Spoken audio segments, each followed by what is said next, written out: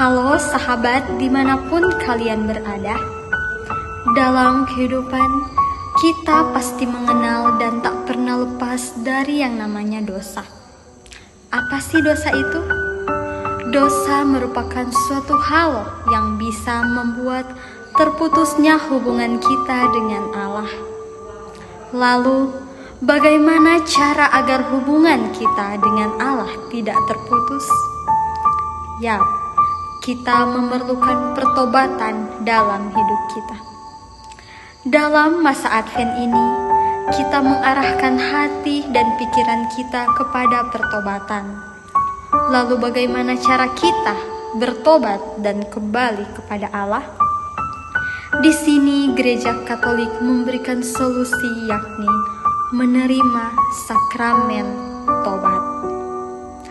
Sakramen tobat merupakan salah satu dari 7 sakramen dalam Gereja Katolik yang memberikan pengaruh besar dalam kehidupan. Pertobatan pertama-tama adalah karya rahmat Allah yang bisa membalikan hati kita kepadanya. Pertobatan atau dalam istilah lain kita sebut dengan metanoia memiliki nama lain seperti sakramen pemulihan, sakramen pengakuan, sakramen pengampunan dosa, dan pendamaian. Beberapa istilah tersebut tentunya memiliki makna, di mana dinamakan pemulihan karena seorang pendosa menyatakan langkah pribadi dan gerejani demi pertobatan dan penyesalan, sehingga hal tersebut menjadi pemulihan baginya sebagai warga Kristen yang berdosa. Kemudian ada nama lain yakni pengakuan dosa, yang karena penyampaian atau pengakuan dosa tersebut dilakukan di depan imam yang merupakan unsur hakiki atau hal pokok dalam sakramen ini. Dan ada juga sebutan sakramen pengampunan dosa dan pendamaian. Hal tersebut dikarenakan absolusi dari imam. Apa itu absolusi? Absolusi berarti Allah mengampuni dosa kita.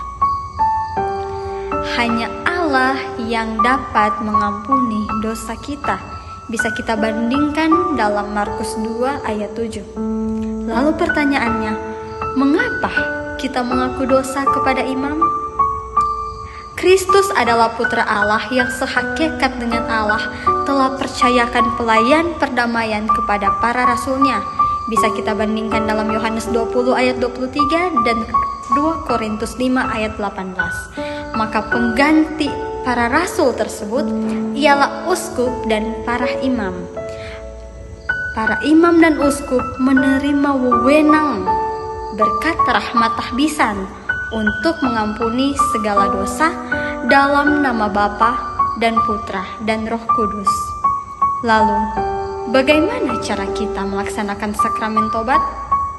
Yap, pertama kita mengakui dosa kita di hadapan imam yang merupakan impersona Christi atau Kristus sendiri. Lalu imam memberikan penitensi yang merupakan nasihat Allah agar kita bisa berubah. Dan yang terakhir adalah absolusi, yakni Allah yang mengampuni dosa kita. Lalu apa buah dari pertobatan? Yap, yang pertama adalah perdamaian dengan Allah. Kita kembali menjalin relasi dengan Allah. Hubungan kita dengan Allah tidak terputus lagi. Kemudian, yang kedua adalah relasi kita dengan gereja dan sesama. Dan yang ketiga adalah kegembiraan, perdamaian, dan ketenangan hati karena kita telah menerima sakramen pertobatan. Dan yang terakhir atau hal lain yang ditambahkan adalah pertumbuhan untuk hidup dalam keadaan yang lebih baik karena kita telah bertobat. Bertobat berarti kita kembali kepada Allah, kembali kepada jalannya, kembali kepada kehidupan yang lebih baik dan yang semestinya. Dalam kehidupan, pertobatan adalah suatu hal untuk kita agar kita bisa berubah, bisa kembali ke jalan yang semestinya, di mana karena dosa, di mana karena terputusnya hubungan kita dengan Tuhan, maka kita perlu adanya pertobatan, di mana kita kembali pada jalannya. Dan pada masa Advent ini, saya mengajak teman-teman dimanapun kalian berada, kapanpun, marilah kita kembali kepada Tuhan.